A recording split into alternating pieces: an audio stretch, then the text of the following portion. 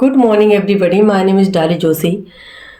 देखिए, अब मैंने आप लोगों के लिए free of cost topic by topic और ये जो क्वेश्चन मैं करा रही थी ये पेड में मिलते हैं। और ये पेड में आपको 7,000 3,000 5,000 इस तरीके के मिलेंगे। लेकिन मैंने उन लोगों के लिए सोचा कि जो बच्चे पेड नहीं ले सकते उनके लिए फ्री ऑफ कॉस्ट जितना मुझसे हो सकता है कि प्रीवियस क्वेश्चन, करंट और जहाँ से भी क्वेश्चन आने की संभावना थी मैंने सारे क्वेश्चन इंक्लूड किए। और बस उसमें क्या था, टॉपिक बाय टॉपिक मैंने चलाए। और ये जो मैं क्वेश्चन आप लोगों के करा रही हूँ ये एमलिप का पेपर है, जिसमें कुछ बच्चों ने कहा कि मैम ये लाइव सेकेंड ग्रेड का एग्जाम का पेपर है। नहीं, ये पेपर है हमारा जो बिलीव एग्जाम है ना, फर्स्ट ईयर, तो उसका पेपर है इसमें। ठीक है, इसमें 100 क्वेश्चन है लाइब्रेरी साइंस के फाउंडेशन के। ठीक है, लाइव फाउंडेशन के। तो मैं उसको आपको 1000 जैसे मैंने आपको बताया कि जितने क्वेश्चन बन रहे हैं मैं सारे कराऊंगी। और वही आपको टॉपिक पढ़ने में आपको 1 घंटा, आध घंटा या 20-30 मिनट लगते हैं। आपको जहां से भी क्वेश्चन बन रहे थे, बनने के चांसेस हैं, वो सारे मैंने 1 मिनट में इंक्लूड किए थे। और एक मिस्टेक मुझसे ये हो गई थी कि मैंने यूजीसी की फुल फॉर्म गलत बता दी थी, जिसमें कमेंट आना स्टार्ट हो गए कि मतलब मैंने इतना सब कुछ पढ़ाया आप लोगों को और उसमें बस एक मिस्टेक हो गई थी, जिसमें आप लोगों ने कमेंट करना स्टार्ट कर दिया कि मैम आप गलत पढ़ा रही हैं, ये गलत है। तो उसमें मैंने रिप्लाई भी दिया था कि देखिए, इसमें यूजीसी की फुल फॉर्म बताई थी, यूनिवर्सिटी ग्रांट कमीशन। तो उसमें अगर आप लोग कमेंट करते हैं, देखिए मेरा उसमें कोई फ़ायदा नहीं है, मैं आपके लिए फ्री ऑफ कॉस्ट चला रही हूँ। और मुझे तो वैसे भी टाइम नहीं मिलता है, कॉलेज में जाती हूँ, पढ़ाती हूँ, फिर उसके बाद एग्ज़ाम दिलाती हूँ बच्चों के लिए। उसके बाद मैंने आप लोगों के लिए सोचा कि क्यों ना मैं आप लोगों की भी सहायता करूं। अगर उन बच्चों को भी पढ़ा रहे तो आप लोगों को भी पढ़ाऊं जो आप पेड लेते हैं। और पेड में वही मिलेगा जो यहाँ मिलेगा आपको, ठीक है, फ्री ऑफ कॉस्ट। तो आप लोगों ने इसमें कि तो आप जैसे कमेंट करें, कमेंट करने से पहले कमेंट देख लीजिए कि कमेंट में मैंने रिप्लाई दिया है ना। तो मैंने रिप्लाई दे दिया था, मैंने एक ने 3-4 लोगों को रिप्लाई दिया, फिर भी उसमें कमेंट आए। तो फिर मुझे थोड़ा डिमोटिवेट हो गया कि शायद मुझे पढ़ाना ही नहीं चाहिए था। मैं इतना मेहनत भी कर रही हूँ दिन रात, मतलब 4-5 घंटे मुझे वहाँ कॉलेज से, उसके बाद यहाँ पर 2-3 घंटे मुझे लगते हैं इसको सोल्व करने के लिए पेपर को, कि मुझे और कहाँ कहाँ से क्वेश्चन बन सकते हैं। उनको तैयार करने के पश्चात मैं आपके सामने लेकर आती हूँ। उसमें भी एक मिस्टेक हो गई तो आप लोगों ने ऐसे कमेंट किए। लेकिन फिर बाद में कुछ लोगों, जो लोग चाहते हैं वास्तव में कि मैं पढ़ाऊं, तो उन लोगों ने कमेंट किया है कि मैम आप क्लास स्टार्ट कीजिए, बताइए फिर से। तो मैं अब आप लोग जो, और मुझे पता है कि ये कौन कमेंट कर रहा है, कौन करवा रहा है कमेंट, मुझे उससे कोई फ़र्क नहीं पड़ेगा। मुझे सिर्फ आप लोगों को फ्री ऑफ कॉस्ट पढ़ाना है, वो मैं पढ़ाऊँगी। अब मुझे कोई नहीं रोक सकता। ठीक है, तो स्टार्ट करते हैं हम अपना पहला क्वेश्चन। लेकिन मैं आपको बता दूं कि इसकी जो फुल फॉर्म क्या थी, यूनिवर्सिटी ग्रांट कमीशन। अब आते हैं हम अपना पहला, जिसमें मैंने आपको 11 क्वेश्चन करा दिया। अगर आप लोगों ने वो नहीं देखे तो पहले वो क्लास देख लेना, उसके बाद ये देखना, इससे आपका टॉपिक बाय टॉपिक क्लियर होता जाए। जो यूनेस्को है, यूनेस्को की फुल फॉर्म पूछी जाती है। तो यूनेस्को, यूनेस्को क्या है, कब स्थापना हुई इसकी, ठीक है। तो जो हमारा यूनेस्को है, यूनेस्को का हेड क्वार्टर पूछा गया है। तो यूनेस्को की फुल फॉर्म क्या है, United Nation Education Scientific Culture and organisation. ठीक है, अब देखिए जो हमारा यूनेस्को है, यूनेस्को का हेड क्वार्टर कहाँ है, तो पेरिस में। इसका राइट आंसर क्या हो जाएगा, पेरिस। ठीक है, फिर भी मैं लिख देती हूँ यहाँ पर, जो हमारा यूनेस्को है,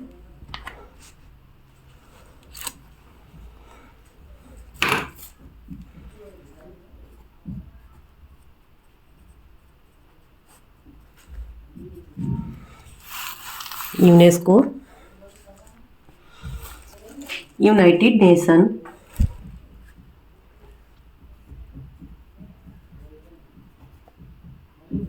United Nations United Nations educational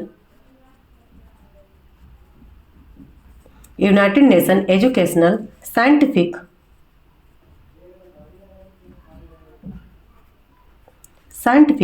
and culture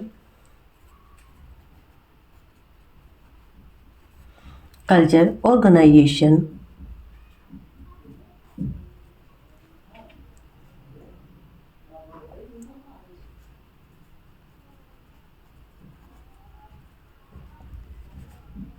क्या है? United Nation Educational Scientific Culture and organisation. ठीक है, ये क्या है? इसकी फुल फॉर्म है। किसकी है? तो यूनेस्को की। अब इसकी स्थापना कब हुई थी? अगर पूछा जाए कि स्थापना कब हुई थी, तो इसकी स्थापना हुई थी 4 नवंबर 1946 को इसकी स्थापना हुई थी। किसकी हुई थी? तो यूनेस्को की हुई थी। अगर वहीं इसका मुख्यालय पूछा गया तो मुख्यालय कहाँ पर है इसका? पेरिस, फ्रांस में। कहाँ पर है? तो पेरिस, फ्रांस में क्या है? यूनेस्को का मुख्यालय है। ठीक है। अब देखिए, अगर क्वेश्चन आ जाए कि जो यूनेस्को है, यूनेस्को के द्वारा कौन कौन से प्रोग्राम चलाए जाते हैं, ठीक है, और इसका कार्य क्या है, तो पुस्तकालय विज्ञान को बढ़ावा देने के लिए एक 1949 में लाइब्रेरी मैनिफेस्टो स्टार्ट किया गया। एक आता है क्वेश्चन कि लाइब्रेरी मैनिफेस्टो, क्या आता है कि लाइब्रेरी मैनिफेस्टो, लाइब्रेरी मैनिफेस्टो,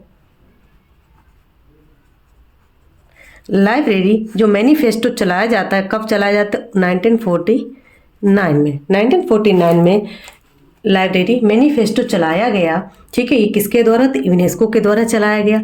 इसका उद्देश्य क्या था कि पुस्तकालय विज्ञान को बढ़ावा देने के लिए जो हमारी लाइब्रेरी की जो सेवाएं हैं उनको जारी किया जाए। ठीक है, जिसके तहत भारत सरकार ने 1991 में क्या किया था? दिल्ली पब्लिक लाइब्रेरी की स्थापना भी की थी। ठीक है, और 1949 में अब एक और आता है कि जो हमारा लाइब्रेरी मैनिफेस्टो है दूसरी बार संशोधित कब किया गया था? तो इसकी स्थापना, जो दिल्ली पब्लिक लाइब्रेरी की स्थापना की गई थी, तो सन 29 नवंबर 1994 को इस मैनिफेस्टो को पुनः दोहराया गया था। कब दोहराया गया था?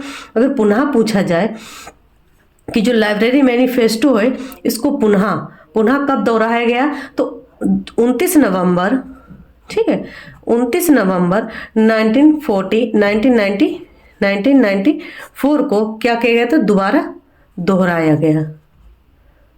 ठीक है,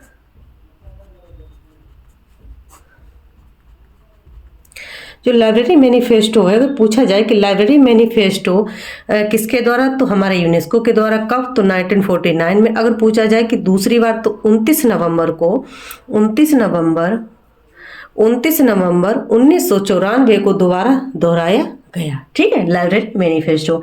अच्छा, मैं इसके बारे में तो कुछ और क्वेश्चन बता देती हूँ कि जो लाइब्रेरी मैनिफेस्टो है इसके द्वारा एक पीजीआई प्रोग्राम चलाया जाता है। क्या चलाया जाता है? एक प्रोग्राम। ठीक है, इसके द्वारा कुछ मेन प्रोग्राम होते हैं। जैसे प्रोग्राम इसके चलाए जाते हैं कौन कौन से? जैसे एक तो हमारा पीजीआई प्रोग्राम। ठीक है, इसकी फुल फॉर्म क्या है? General programme information. ठीक है, एक और चलाया जाता है वर्ड डिजिटल लाइब्रेरी। क्या चलाया जाता है? वर्ड डिजिटल लाइब्रेरी, वर्ड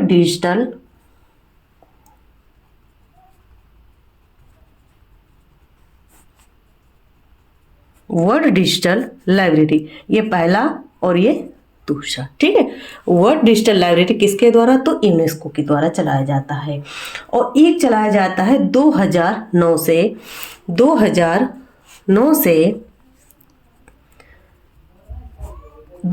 से क्या चलाया जाता है? IFAP programme. ठीक है, IFAP प्रोग्राम किसके द्वारा चलाया जाता है? यूनेस्को के द्वारा। कब? 2009 से। एक को चलाया जाता है open access to scientific information, किसके द्वारा? तो यूनेस्को के द्वारा। ठीक है, एक क्या आता है कि जो यूनेस्को है, यूनेस्को के वर्तमान महानिदेशक पूछे जाए। ठीक है, तो वो कौन है? आंद्रे अजूले। ठीक है,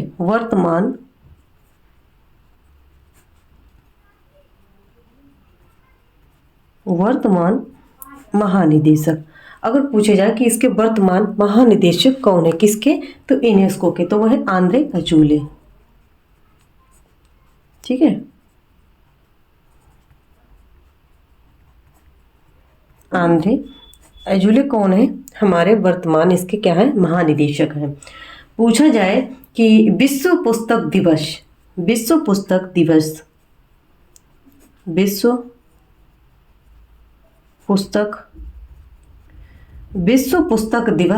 कब मनाया जाता है? 23 अप्रैल को। और किसके द्वारा? तो यूनेस्को के द्वारा ही मनाया जाता है। ये क्या? प्रतिवर्ष। ठीक है, प्रतिवर्ष यूनेस्को के द्वारा ये मनाया जाता है।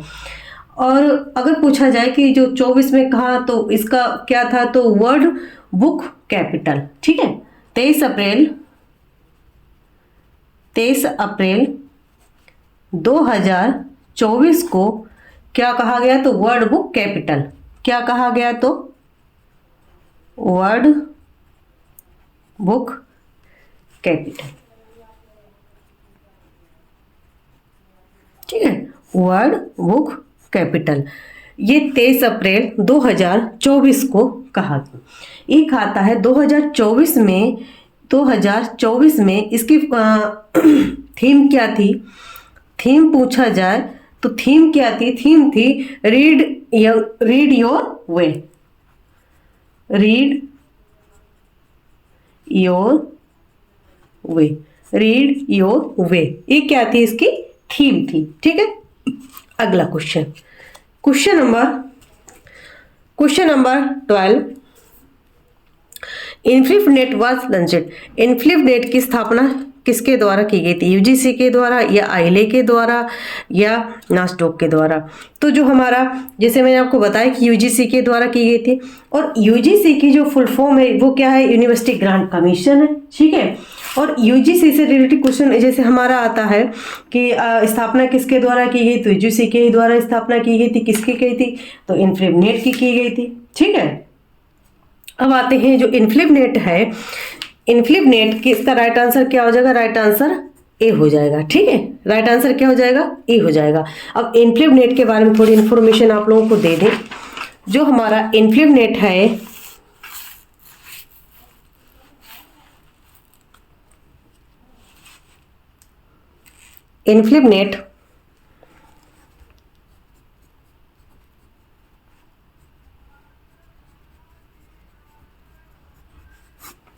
इन्फिनिट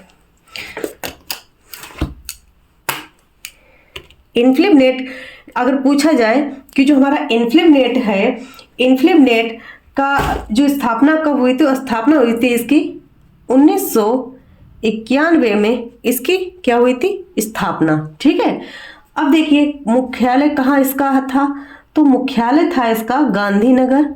कहाँ था, गांधीनगर। ठीक है, मुख्यालय कहाँ इसका, गांधीनगर था। किसका था, तो इन्फिनिट का। वही पूछा जाए गांधीनगर कहाँ पर है, तो अहमदाबाद में। अहमदाबाद में इन्फिनिट का जो मुख्यालय है गांधीनगर, गांधीनगर कहाँ पर है, तो अहमदाबाद में। ठीक है, अगर पूछा जाए कि जो हमारा इन्फिनिट है, इन्फिनिट के अगर पूछे जाए कि डायरेक्टर कौन है, तो जेपी सिंह जोरेल। ठीक है, डायरेक्टर यानी प्रोफेसर, डायरेक्टर कौन है, JP Singh, professor JP Singh Jurel, professor JP Singh Jurel क्या है, इन्फिनिट के क्या है, डायरेक्टर। अब देखिए जो हमारा इन्फिनिट है, इन्फिनिट में प्रोग्राम चलाए जाते हैं जिससे क्या होता है कि बच्चे आगे बढ़ सके, रिसर्चर हैं उनके लिए, तो इसके लिए कई प्रोग्राम चलाए जाते हैं इन्फिनिट के द्वारा। जैसे इसका क्या होता है कि इसका क्यों विकास किया गया, तो केंद्र में खगोल शास्त्र में शोध हेतु। ठीक है, इसकी स्थापना क्यों की गई थी, तो जो हमारे केंद्र शास्त्र थे उनमें शोध हेतु, तो इसके द्वारा कुछ प्रोग्राम चलाए जाते हैं। मैं वो प्रोग्राम आपके सामने लिख रही हूँ। देखिए सबसे पहले जो हमारा इन्फिनिट है, इन्फिनिट के द्वारा प्रोग्राम चलाया जाता है, पहला चलाया जाता है शोध गंगा,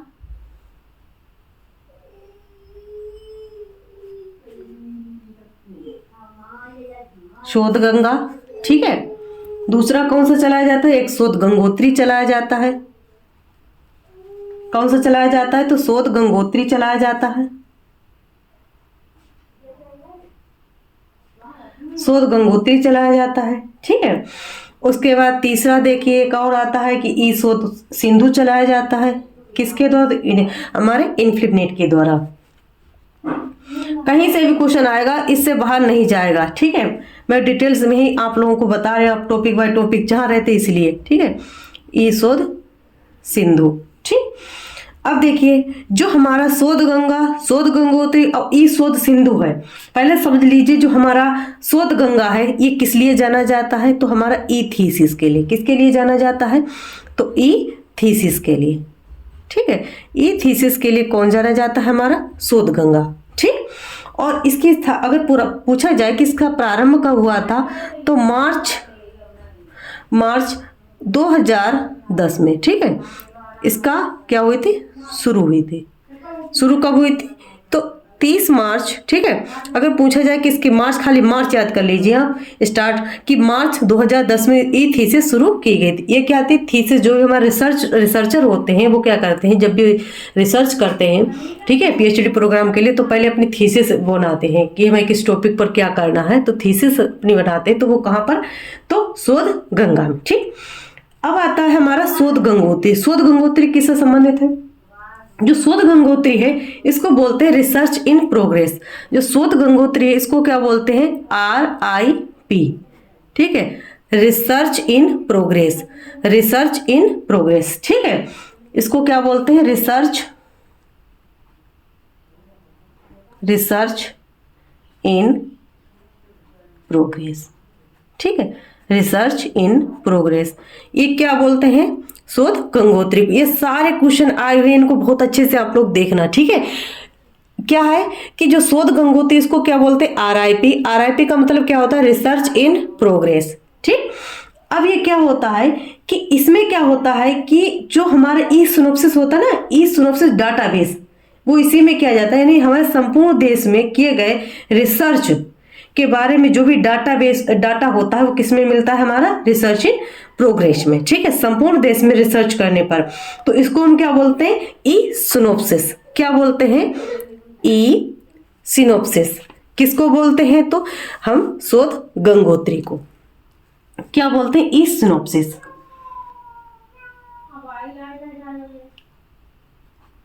ई सिनोप्सिस। ठीक है, ई सिनोप्सिस डाटाबेस।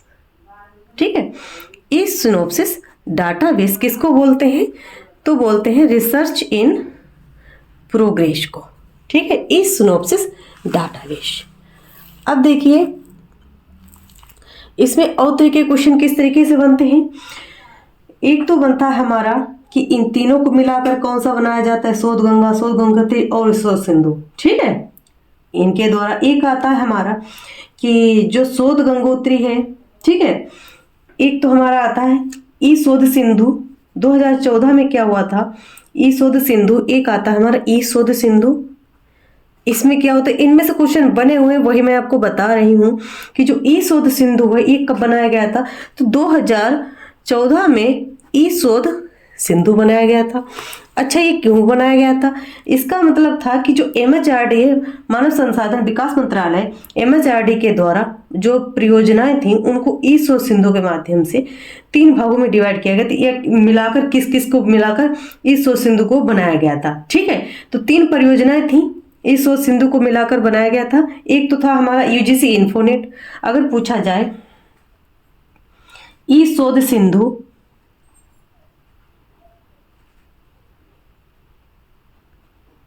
ई शोध सिंधु जो है इसको 3 कौन कौन से डाटाबेस थे, एक तो हमारा था first UGC इन्फोनेट,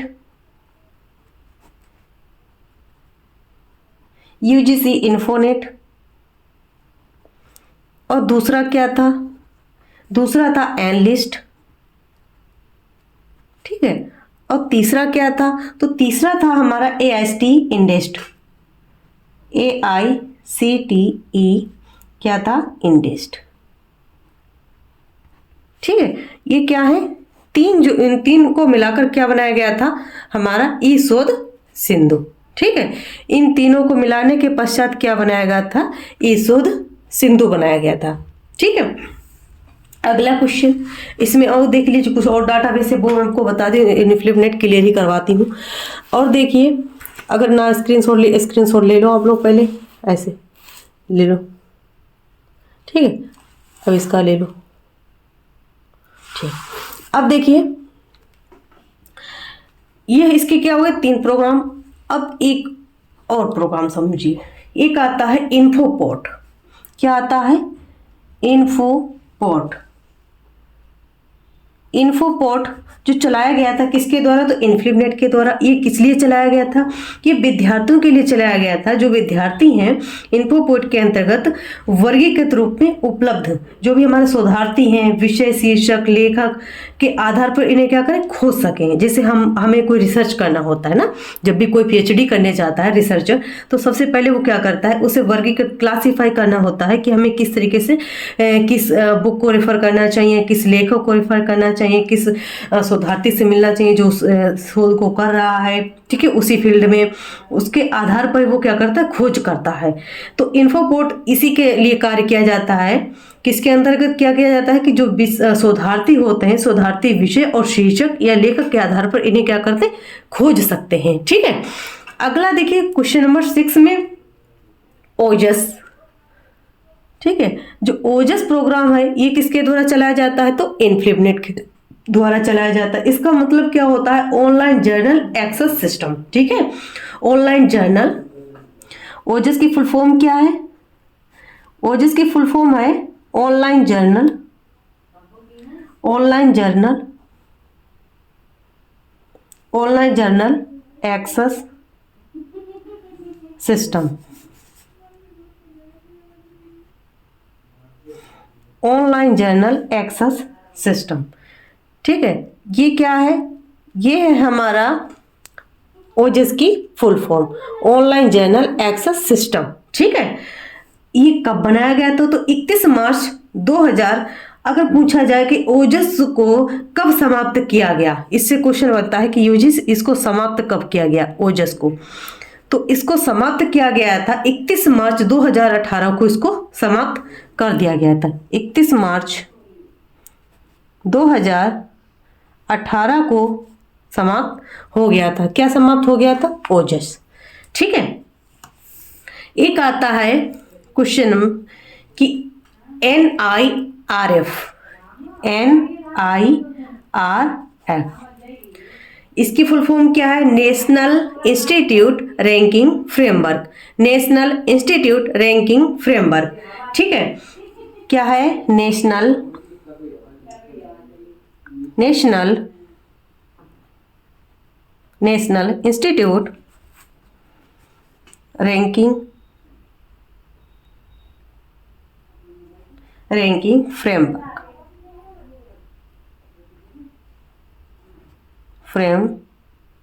framework, national institute ranking framework. ये क्या है? इसकी फुल फॉर्म है। किसकी है? तो NIRF की फुल फॉर्म क्या है? National institute ranking framework. ठीक है, ये क्या है? इसकी फुल फॉर्म है। अब देखिए इसको क्यों बनाया गया था यूजीसी के द्वारा? तो 29 सितंबर ठीक है 2015 को, कब? 2015 को क्या किया गया था? शुरू किया गया था। किसको शुरू किया गया था? NIRF को। ठीक है, नेशनल इंस्टीट्यूट रैंकिंग फ्रेमवर्क 29 सितंबर 2015 को शुरू किया गया था। ये क्या करता है? ये रैंक प्रदान करता है। ये क्या करता है? इसका कार्य क्या है? अगर पूछा जाए कि इसका कार्य पूछा जाए तो क्या करता है? रैंक प्रदान करता है। ठीक है, रैंक प्रदान कौन करता है? तो रैंक प्रदान करता है NIRF रैंकिंग। ठीक है, नेशनल इंस्टीट्यूट रैंकिंग फ्रेमवर्क 29 सितंबर 2015 को शुरू हुआ था। इसका कार्य क्या है? रैंक प्रदान करना। ठीक है, एक आता है हमारा, जितने भी डाटाबेस हैं मैं वो पूरा प्रयास कर रही हूँ कि आपके जो भी क्वेश्चन आ रहे हैं इन्फिनिबनेट से, इससे बाहर ना जाएं। ठीक है, एक आता है हमारा 8वें नंबर पर विद्वान। ठीक है, क्या आता है? विद्वान। अच्छा, विद्वान के क्या है? ये एक डाटाबेस है जिसमें जो विषय विशेषज्ञ होते हैं ना, उनकी शोधार्थी को जानकारी उपलब्ध होती है। जैसे कोई रिसर्चर है रिसर्चर है, अगर उसे कुछ भी इंफॉर्मेशन चाहिए होती है तो जितने भी रिसर्चर होते हैं उनका एक डाटाबेस होता है। तो वहाँ पर अगर कोई अपनी क्वेश्चन या कोई भी अपनी प्रॉब्लम डालता है उससे रिसर्च से रिलेटेड, तो उसको क्या मिलता है, उस पर सोल्यूशन मिल जाता है, क्योंकि वहाँ पर सारे शोधार्थी ही होते हैं। ठीक है, तो विद्वान का कार्य क्या है, विद्वान ये क्या है, एक डाटाबेस जिसमें क्या होता है कि शोधार्थियों को जानकारी उपलब्ध होती है। ठीक है, जिसमें क्या, ये नाम ही है विद्वान, तो इसमें क्या होता है कि जो विषय विशेषज्ञ होते हैं उनकी क्या होती है, जानकारी इसमें होती है। विद्वान में क्या होता है, जिसमें विषय विशेषज्ञ, ठीक है, विषय विशेषज्ञों की जानकारी, विषय विशेषज्ञों की क्या होती है, जानकारी। ठीक है, इसमें शोधार्थियों की जानकारी मिलती है। अच्छा, एक आता है विद्या मित्र। क्या होता है, विद्या मित्र। ये लाइव साइंस का कोई भी एग्जाम हो, चाहे केवीएस, एनवीएस, जेएसएसबी, नेट, किसी भी प्रकार का लाइव साइंस का एग्जाम हो, ये टॉपिक सभी में आता है और ये इंपॉर्टेंट टॉपिक है। आप लोग इसको अच्छे से पढ़ के जाना, कहीं से भी क्वेश्चन आ सकता है। तो मैं पूरा डिटेल्स में आपको सारे, जैसे आप लोगों ने बताया कि मैम टॉपिक बाय टॉपिक कराइए, तो ये क्वेश्चन के माध्यम से ही मैं टॉपिक बाय टॉपिक कराऊंगी और आप लोगों का क्वेश्चन भी कंप्लीट हो जाएगा और टॉपिक भी कंप्लीट हो जाएगा। ठीक है, एक आता है हमारा विद्या मित्र। क्या आता है हमारा, विद्या मित्र।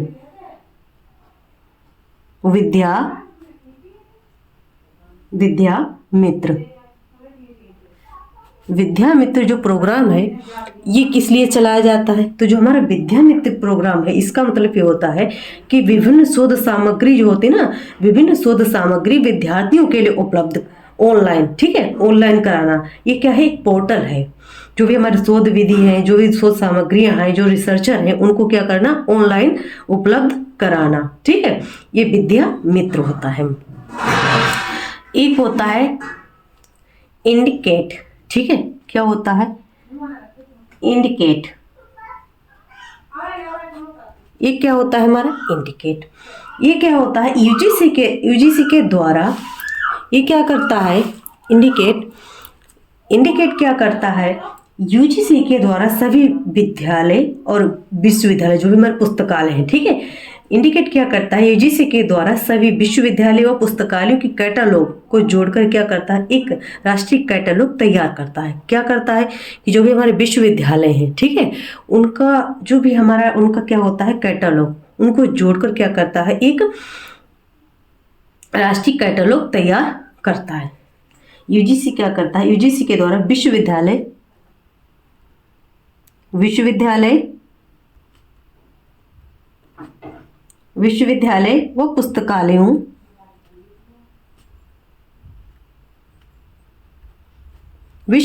व पुस्तकालयों की कैटलॉग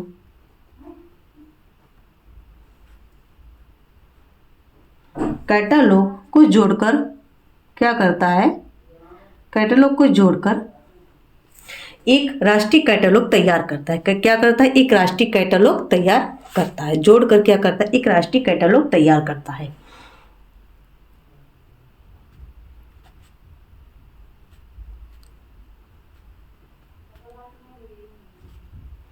राष्ट्रीय कैटलॉग तैयार करता है। ठीक है, एक देखिए और आते हैं इसके प्रोग्राम, किसके आते हैं, तो हमारे आते हैं इनफ्लिप नेट के। यहां पर मैं लिख देती हूँ। एक देखिए, मैंने आपको बताया ना 11वां, इसमें क्या आता है, एक तो आता है हमारा सॉल्व। ठीक है, सॉल्व ये क्या होता है, 3.0 इसका क्या हो चुका है, वर्जन। और अभी 4 आने को शायद, तो उसमें कंफ्यूजन हुआ भी। तो इसमें अगर पूछा जाए कि जो हमारा सोल सॉफ्टवेयर है कब आया, तो अगर पूछा जाए सोल सॉफ्टवेयर कब आया, ठीक है, तो वो कब आया, 2000 में। ठीक, वही आ जाए इसका सोल का 2.0 वर्जन कब आया, तो वो आया था हमारा 2009 में। ठीक है, और आ जाए 3.0 वर्जन कब आया था, तो वो हमारा आया था 2021 में। ठीक है, ये मोस्ट इम्पोर्टेंट है कि जो सोल सॉफ्टवेयर है कब आया, तो 2000 में।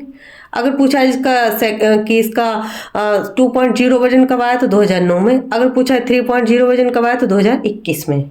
ठीक है, अब आते हैं इसकी जो ये वाले जो हमारी लाइब्रेरी साइंस के डाटाबेस वगैरह हैं, वो मैं आपको जो उसका कंप्यूटर वाला जो चैप्टर होगा उसमें सारे क्वेश्चन है उसमें कंप्लीट करा दूंगी। ठीक है, उसके भी 100 क्वेश्चन है, उन 100 क्वेश्चन में भी आपको 1000 क्वेश्चन कराऊंगी। ये पांचों टॉपिक मैं कंप्लीट कराऊंगी आप लोगों के, जितना जल्दी कर सकती हूँ मैं करती हूँ। ठीक है, अब देखिए एक आता है हमारा सोल हो गया, एक आता है स्वयं।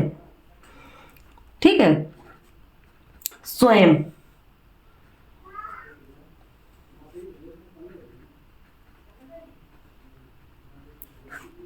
ये क्या है, स्वयं।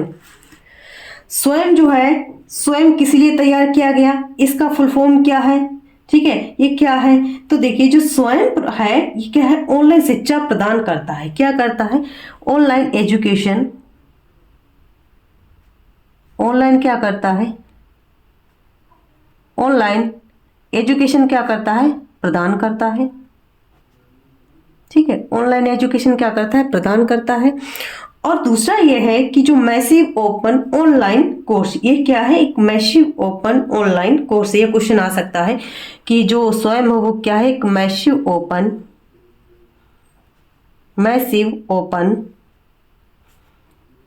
Online course, massive open online course. ठीक है, मैसिव ओपन ऑनलाइन कोर्स, ये क्या है, शिक्षा प्रदान करता है मैसिव ओपन ऑनलाइन कोर्स के माध्यम से। ठीक है, एक आता है स्वयं प्रभा। क्या आता है, स्वयं प्रभा। ठीक है, एक क्या आता है, स्वयं प्रभा। स्वयं प्रभा में क्या क्या आता है, ये हमारे क्या होती है, ये डिजिटल कोर्स होता है जो टीवी में चलता है। ठीक है, तो हमारे जो भी कोर्स चलते हैं GSET 15 के द्वारा ये क्या किया गया था, GSET अगर पूछा जाए कि कौन से GSET में, तो GSET 50, ठीक है, उपग्रह का उपयोग करके 24 घंटा 7 दिन उच्च गुणवत्ता वाले जो भी इंफॉर्मेशन होती प्रदान की जाती है। इसके द्वारा जो भी कोर्सेस हैं वो चलाए जाते हैं। एक बार आप लोग स्वयं प्रभा के वेबसाइट पे जाना, ठीक है, इन्फ्लिनेट की वेबसाइट पे, तो उसमें स्वयं प्रभा के कितने डिजिटल चैनल चल दिए हैं, क्योंकि इसमें पहले तो मुझे याद थे कि 40 थे, लेकिन अभी मैं कंफर्म नहीं हूँ कि 40 थे कि अभी और बढ़ चुके हैं। ठीक है, लेकिन GSET 15 उपग्रह का उपयोग करके एक बार इसको जरूर आप लोग इसको सर्च कर लेना। ठीक है, गूगल पे। तो देखिए एक क्या मैंने आपको बताया, स्वयं प्रभा, इसको आप लोग जरूर, ठीक है, जो भी हम मुझे देख रहे हैं, स्वयं प्रभा यहाँ पे लिख देती हूँ, रुको एक मिनट, स्वयं प्रभा। ठीक है, जो स्वयं प्रभा है इसमें क्या होता है, GSET 15 उपग्रह का उपयोग करके इसमें क्या होता है, 24 घंटा 7 दिन चलाया जाता है। इसमें ऐसा क्वेश्चन आ सकता है कि ये 4 बार टेलीकास्ट होता है या 2 बार या 3 बार, तो इसमें 4 बार टेलीकास्ट होता है।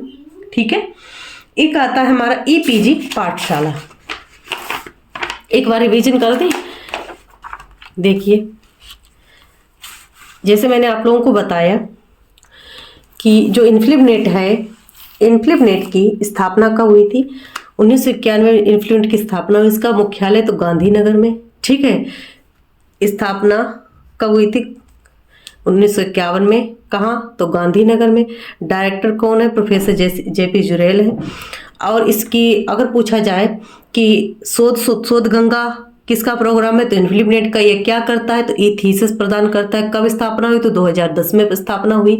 वही आ जाए शोध गंगोत्री, तो शोध गंगोत्री ये क्या है, RIP रिसर्च इन प्रोग्रेस। ठीक है, ये क्या करता है, ई सिनोप्सिस डाटाबेस तैयार करता है। अगला देखिए ई शोध सिंधु, इसकी स्थापना कब हुई, तो 2014 में हुई थी। ठीक है, अगला देखिए जो ई शोध सिंधु है, ई शोध सिंधु किन 3 डाटाबेस को मिलाकर बनाया गया, एक तो हमारा UGC इन्फोनेट मिलाकर, एनलिस्ट, ठीक है, और AIST, ठीक है, all India council technical education research और इंडेस्ट।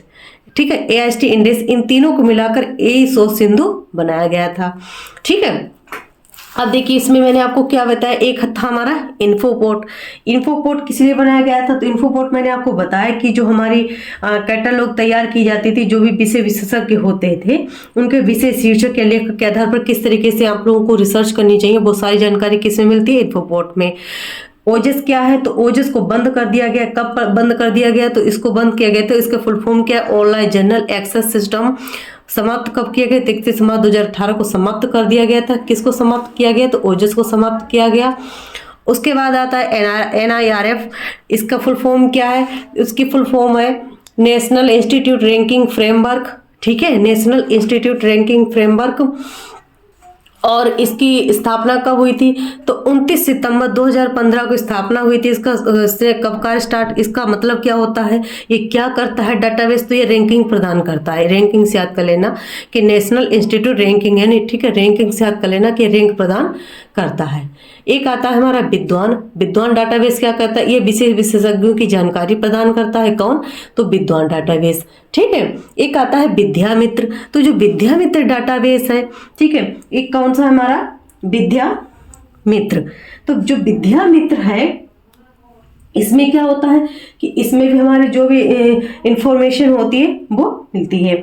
अगला देखिए इसमें जो हमारा विद्वान डाटाबेस मैंने आपको बता ही दिया है। उसके बाद देखिए जो हमारा इंडिकेट है, इंडिकेट क्या कहता है, विश्वविद्यालय पुस्तकालय की, जो भी हमारे विश्वविद्यालय होते हैं पुस्तकालय के, उनकी एक राष्ट्रीय कैटलॉग तैयार करता है। कौन करता है, तो इंडिकेट तैयार करता है। ठीक है, अगर पूछा जाए कि ऐसा कौन सा डाटाबेस है जो कैटलॉग तैयार करता है विश्वविद्यालयों की, तो वो हमारा इंडिकेट तैयार करता है। ठीक है, अगला देखिए जैसे मैंने आपको बताया कि सोल 3.0 सोल सॉफ्टवेयर का कौन सा वर्जन, जैसे मैंने आपको बताया तो 3.0 वर्जन चल रहा है। ठीक है, और पूछा जाए कि इसकी स्थापना कब हुई, तो 2000 में हुई थी। अगर 2.0 वर्जन पूछा जाए तो उसका 2009 में, और 3.0 वर्जन 2021 में। ठीक है, अब आते हैं जैसे हमारा हमने क्या बताया था, स्वयं। स्वयं क्या है, स्वयं क्या है, ऑनलाइन एजुकेशन प्रदान करता है, जो भी हमारी इंफॉर्मेशन होती है। ठीक है, और इसमें क्या होता है, इसमें मैसिव ओपन ऑनलाइन कोर्स, अगर पूछा जाए कि ऐसा कोर्स कौन प्रदान करता है, तो स्वयं करता है, मैसिव ओपन ऑनलाइन कोर्स। ठीक है, स्वयं प्रभा के एक डिजिटल हमारा जो भी टीवी पर चलते हैं 24 चैनल, तो अभी 40 हो चुके हैं। और इसमें क्या है कि इसको आप लोग एक बार सर्च कर लेना नेट पर। अगला मैं थोड़ा आपको और डाटाबेस बता देती हूँ, क्योंकि अब इन्फ्लिपनेट का चैप्टर आपको और कहीं पढ़ने की आवश्यकता भी नहीं, कि इसमें कंप्लीट आपका इन्फ्लिपनेट चैप्टर हो जाएगा। ठीक है, एक आता है आपका EPG पाठशाला। क्या आता है, EPG पाठशाला।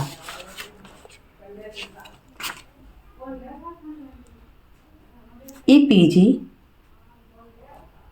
पाठशाला, EPG पाठशाला ये किसका है, तो इन्फ्लिपनेट का है। ठीक है, ये क्या करता है, इसमें क्या होता है कि जो हमारे गेटवे कोर्स, जो भी up to date PG UG के जो भी कोर्स होते हैं उनके बारे में इंफॉर्मेशन दी जाती है, उनसे कंटेंट आप प्राप्त कर सकते हैं, UG का PG का। ठीक है, अब देखिए करंट में जैसे क्वेश्चन आते हैं कि इन्फ्लिपनेट की जो करंट में क्या है, तो इन्फ्लिपनेट के द्वारा एक प्रोग्राम चलाया गया है। ठीक है, कैलीवर, जो हर साल चलाया जाता है। कौन सा प्रोग्राम, जैसे मैंने आपको बताया कि जिसके द्वारा प्रोग्राम चलाया गया, कौन सा, तो कैलीवर।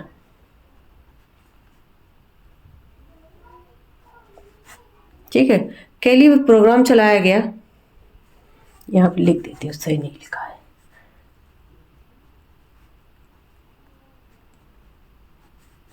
ठीक है, कैलीवर प्रोग्राम चलाया किसके द्वारा, तो इन्फ्लिपनेट के द्वारा। कब, तो 2022 में ये चलाया गया है।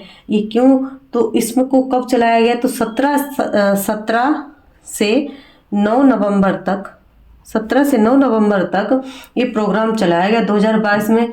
और कौन सा सेमिनार, तो 13वां सेमिनार था। कौन सा सेमिनार था, 13वां सेमिनार था। ठीक है, किसका था, तो कैलीवर का था।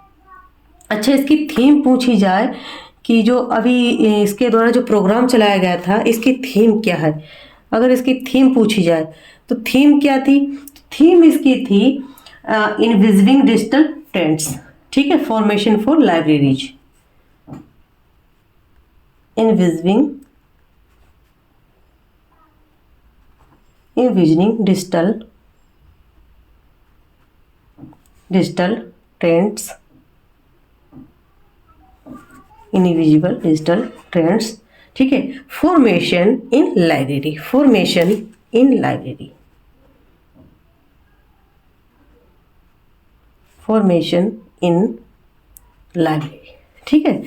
फॉर्मेशन इन लाइब्रेरी, यहाँ तक क्या था, इसका जो थीम थी, invisible digital trends, formation in library for next generation academic landscape, क्या थी, for next generation academic landscape,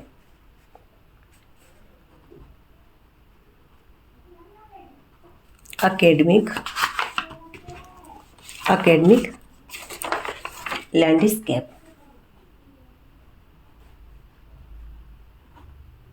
ठीक है। और नेक्स्ट जनरल एकेडमिक लैंडस्केप, ये क्या थी, इसकी थीम थी, ठीक है। अब देखिए, अगर पूछा जाए कि अगर इसके डायरेक्टर पूछे जाए, जैसे मैंने आपको बताया कि जेपी सिंह जोरेल जो है, जैसे मैंने यहाँ पर बताया था ना, जेपी सिंह जोरेल जो थे, इसके क्या थे, डायरेक्टर थे। लेकिन अगर पूछा जाए कि वर्तमान में, ठीक है, वर्तमान में पूछा जाए कि वर्तमान में डायरेक्टर कौन है, वर्तमान में इसके डायरेक्टर कौन है, तो वो थे हमारे प्रोफेसर देविका। कौन है, प्रोफेसर देविका जो है वो इन्फ्लिबनेट की वर्तमान डायरेक्टर हैं। किनकी जगह पर, तो जेपी सिंह जुरेल की जगह पर प्रोफेसर देविका जी हैं, ठीक है। इन्फ्लिबनेट के द्वारा नया प्लेगिज्म सॉफ्टवेयर चलाया गया, तो उसका नाम क्या है, उरकुंड की जगह पर। अब देखिए, जो करंट है वो मैं आपको बता रही हूँ कि जैसे भी जो हमें चलाया गया था ना, उसमें किसकी जगह पर, तो उरकुंड की जगह पर, जो उरकुंड था इसकी जगह पर, उरकुंड की जगह पर कौन सा सॉफ्टवेयर चलाया गया, तो वो चलाया गया था ड्रिलविट। कौन सा चलाया गया, तो ड्रिलविट, ठीक है। ड्रिलविट क्या चलाया गया था, एक सॉफ्टवेयर चलाया गया था। ये किसके लिए चलाया गया था, कि जो भी प्लेगिज्म है, ठीक है, प्लेगिज्म सॉफ्टवेयर के लिए। किसके लिए, तो प्लेगिज्म,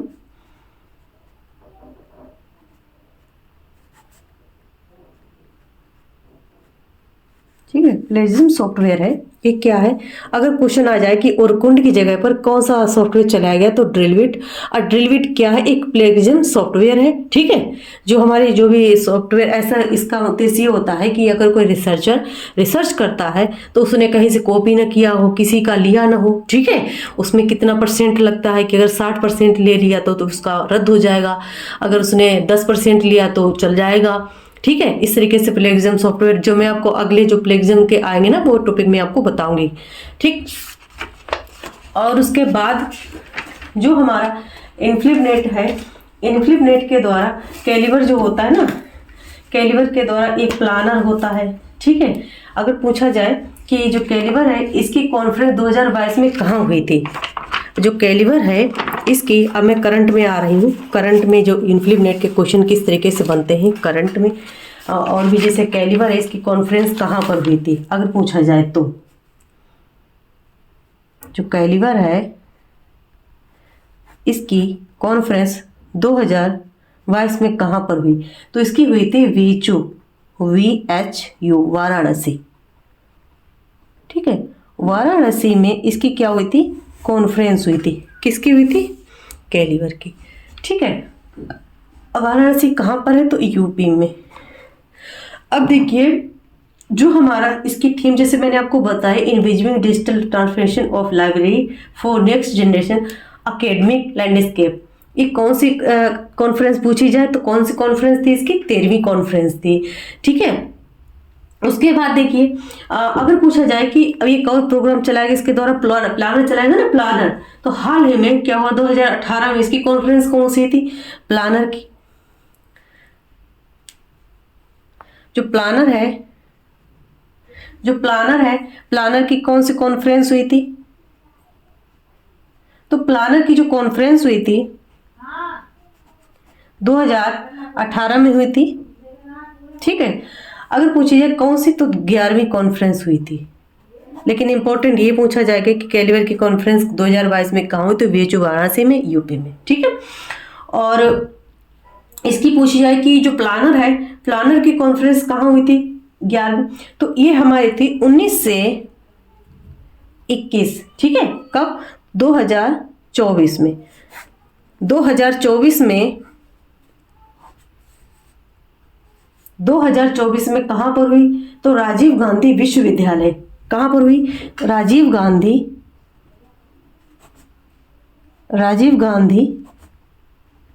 विश्वविद्यालय। राजीव गांधी विश्वविद्यालय में किसकी कॉन्फ्रेंस हुई थी? प्लानर की कॉन्फ्रेंस हुई थी, ठीक है। अच्छा, ये कहाँ पर है? तो ये है ईटानगर में। ईटानगर कहाँ? ईटानगर किसकी राजधानी है? तो अरुणाचल प्रदेश की। किसकी राजधानी है? तो अरुणाचल प्रदेश की राजधानी है।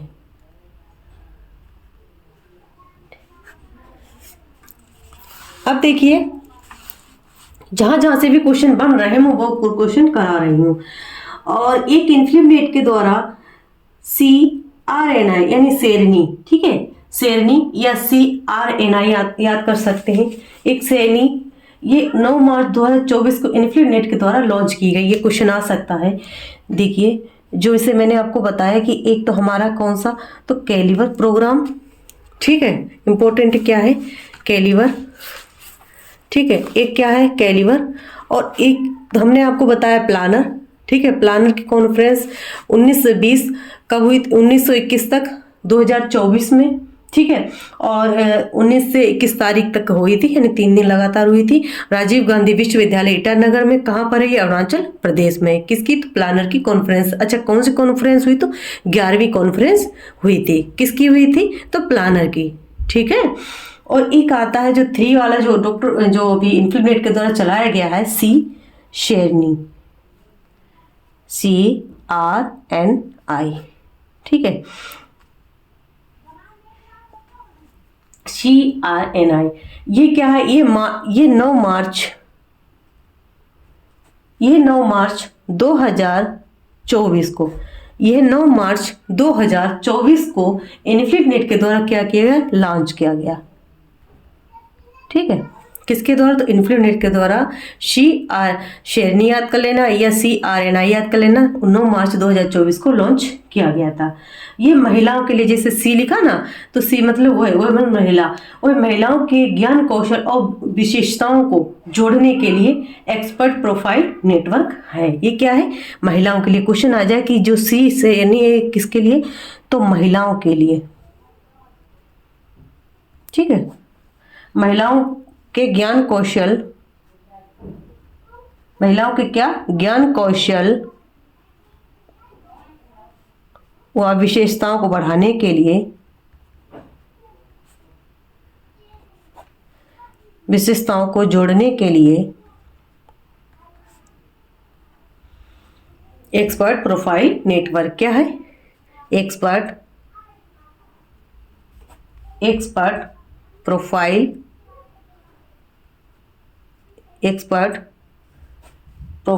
नेटवर्क है, ठीक है।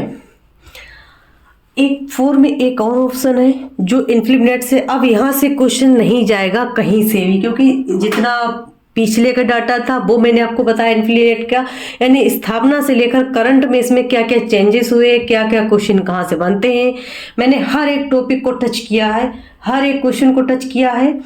एक और आता है कि शोध चक्र, एक और आया है शोध चक्र। शोध चक्र किसके द्वारा? इन्फ्लुएनेट के द्वारा। एक शेरनी, एक शोध चक्र, एक कैलिवर और प्लानर, ये क्या है? इनके प्रोग्राम हैं जो हर साल चलते हैं। और 2 डाटाबेस यूज के, एक तो शेरनी, ये क्या है? 9 मार्च 2024 को लॉन्च किया गया। और ये किस लिए किया गया? तो महिलाओं के कौशल विशेषताओं को जोड़ने के लिए एक्सपर्ट प्रोफाइल नेटवर्क है। शोध चक्र कब? तो 10 मई 2022 को, 10 मई 2022 को। कौन सा? तो शोध चक्र, ये किसके द्वारा लॉन्च किया गया? तो इन्फ्लिबनेट के द्वारा। ये किस लिए लॉन्च किया?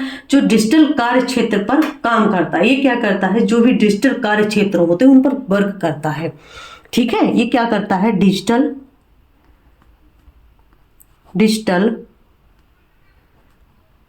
कार्य क्षेत्र पर वर्क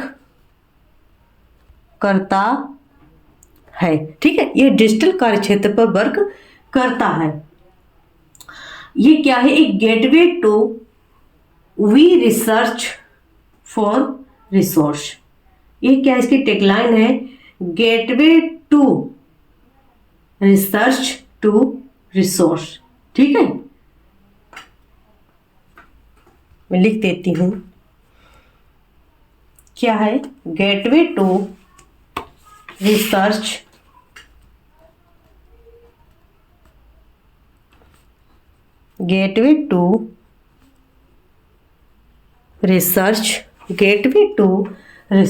टू रिसोर्स फॉर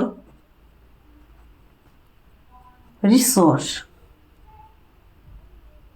ठीक है, इसको जरूर याद कर लेना, gateway to research for resource. ये क्या है?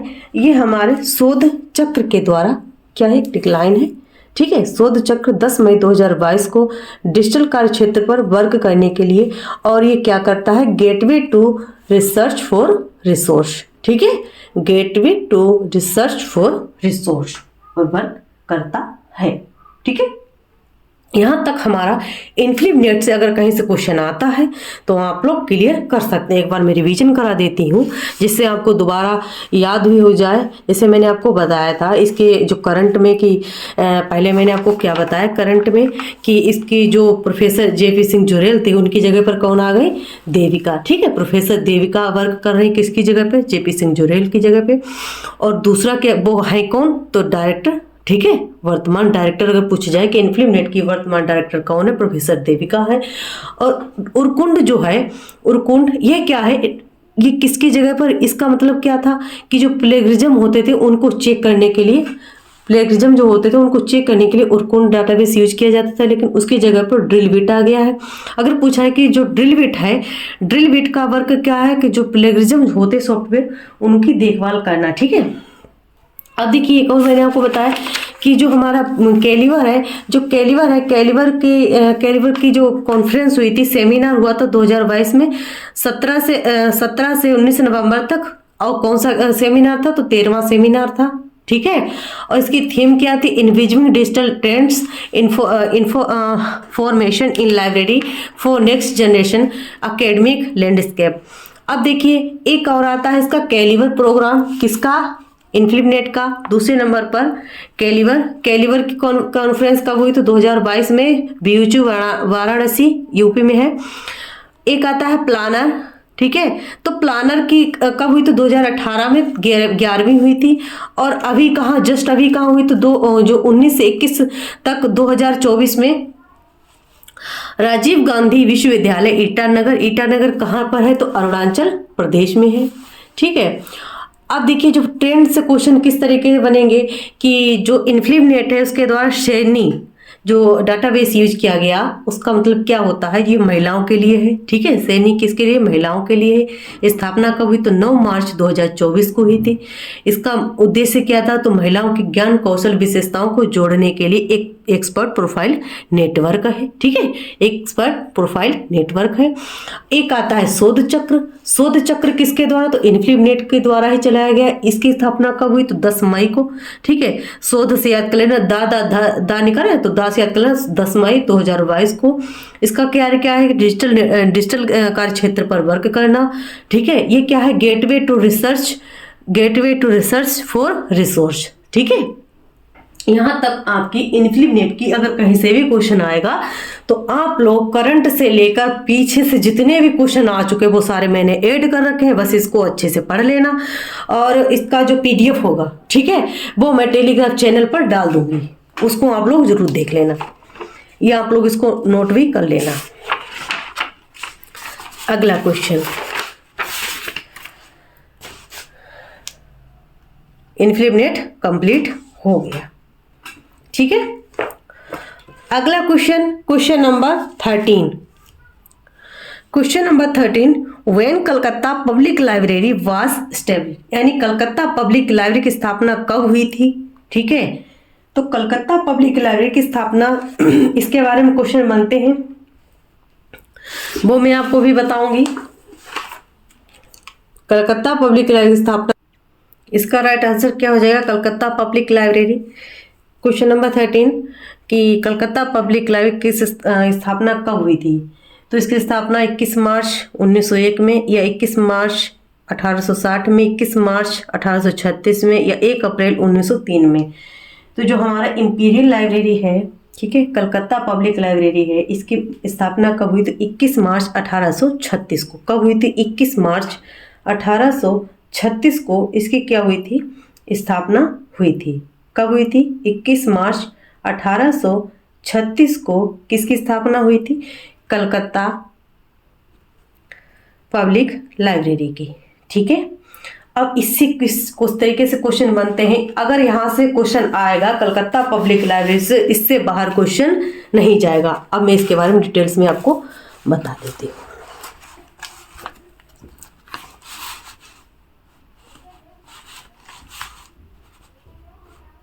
ठीक है, कलकत्ता पब्लिक लाइब्रेरी,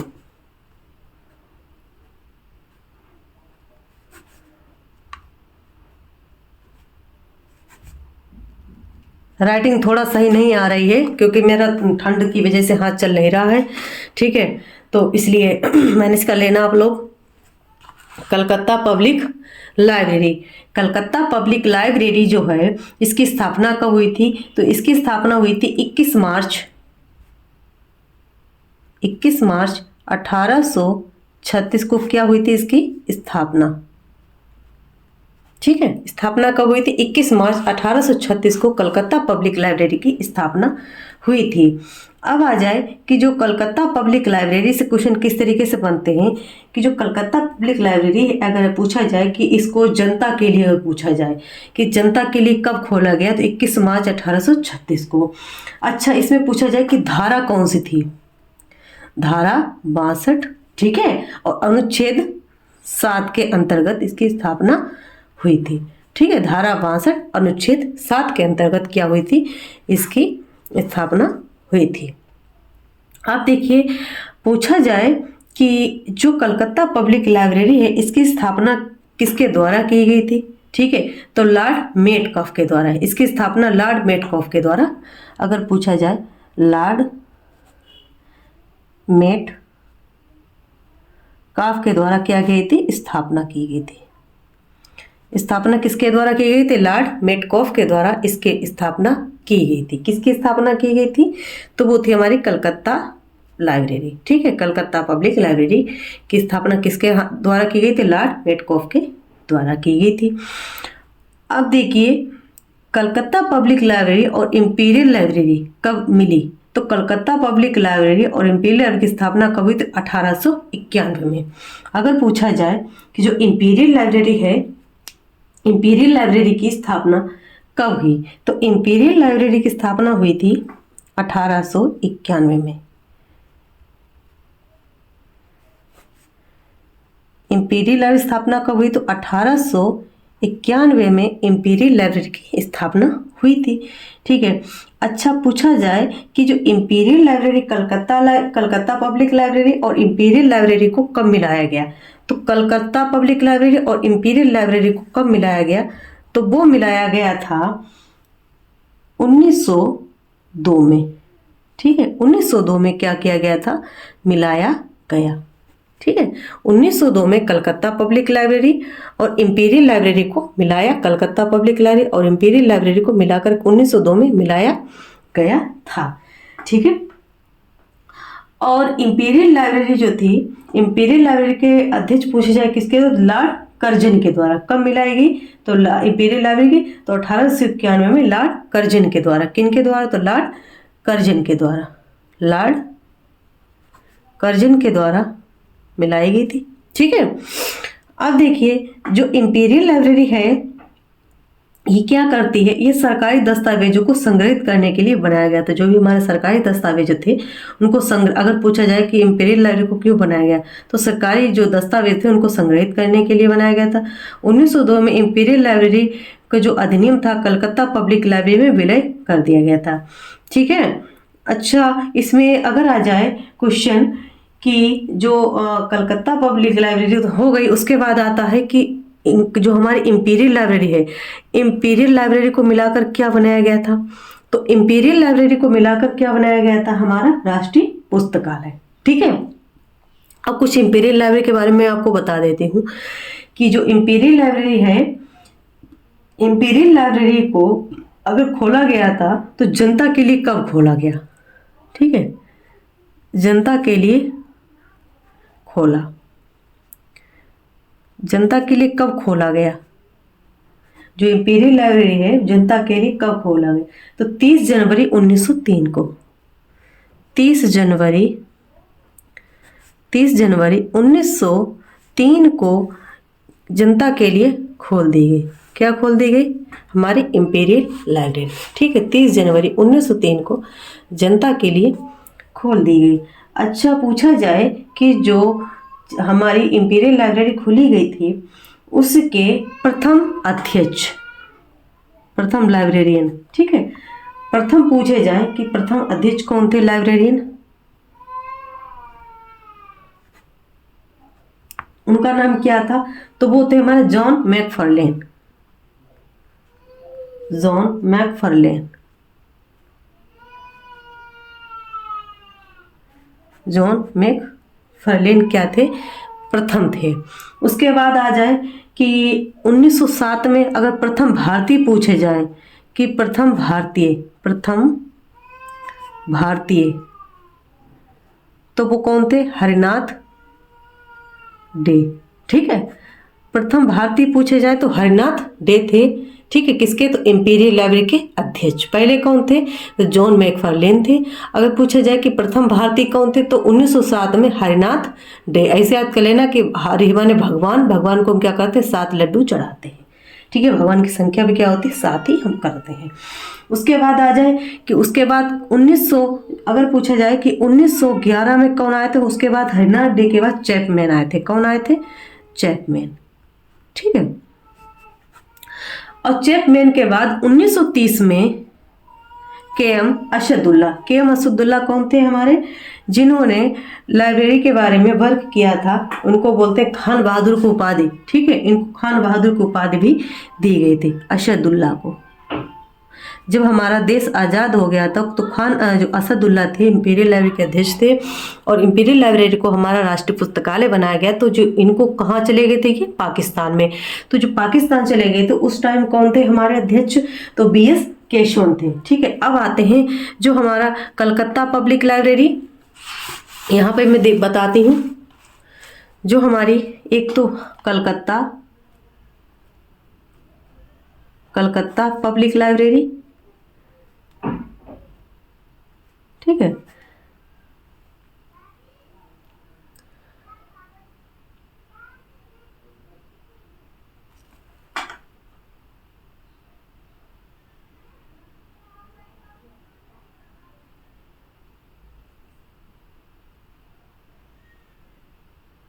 जो हमारी कलकत्ता पब्लिक लाइब्रेरी है। ठीक है, कलकत्ता पब्लिक लाइब्रेरी, और उसके बाद हमारी imperial library plus imperial library, Calcutta public library और प्लस इंपीरियल लाइब्रेरी। इन दोनों के विलय से क्या बनी हमारी एक राष्ट्रीय पुस्तकालय। क्या बना हमारा राष्ट्रीय पुस्तकालय। ठीक है, क्या बना, राष्ट्रीय पुस्तकालय।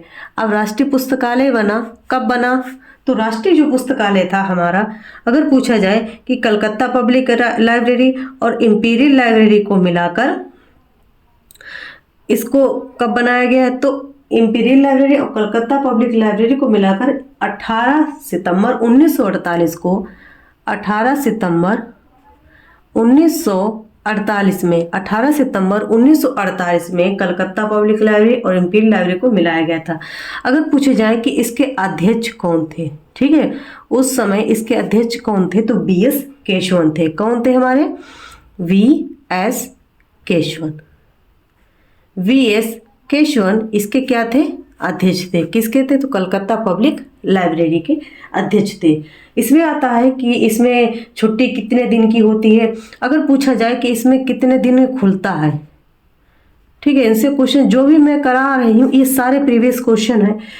362 दिन क्या करता है? ये खुलता है। अगर पूछा जाए कि छुट्टी कितने दिन की, तो 3 दिन की छुट्टी होती है। 3 दिन की क्या होती है? छुट्टी होती है इसकी, ठीक है।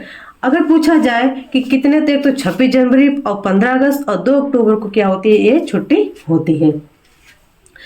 इसके बाद जो हमारा, अगर पूछा जाए कि जो हमारा राष्ट्रीय पुस्तकालय है, राष्ट्रीय पुस्तकालय 1 फरवरी 1953 को भारत के तत्काल शिक्षा मंत्री मौलाना अब्दुल कलाम आजाद के द्वारा इसका उद्घाटन किया गया था। पूछा जाए कि इसका उद्घाटन कब किया गया, तो 1 फरवरी 1953 को किसका, इनका उद्घाटन कब किया गया, तो तत्कालीन भारत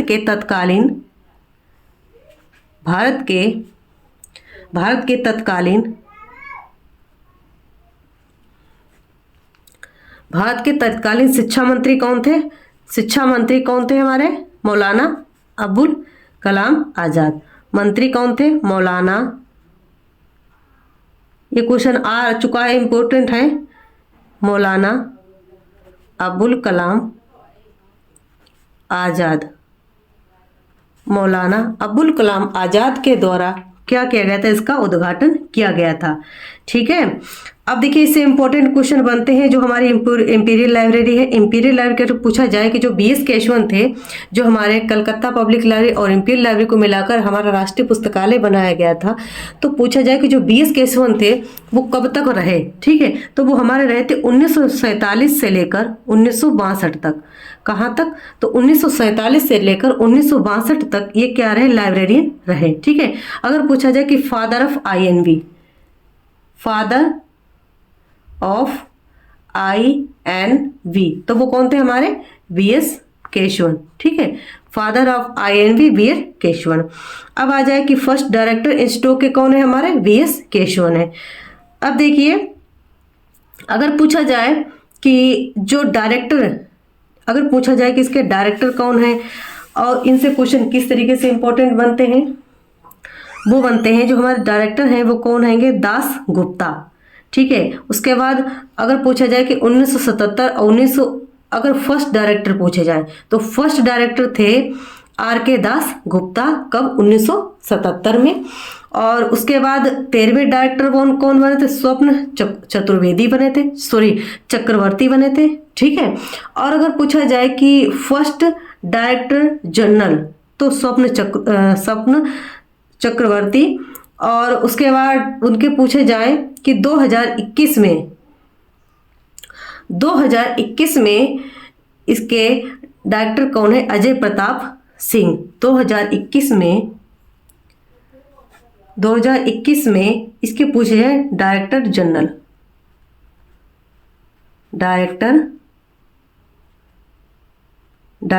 जनरल पूछे जाए कि 2021 में डायरेक्टर जनरल राष्ट्रीय पुस्तकालय के कौन है, तो वो है हमारे अजय प्रताप सिंह। अजय प्रताप सिंह, ठीक है।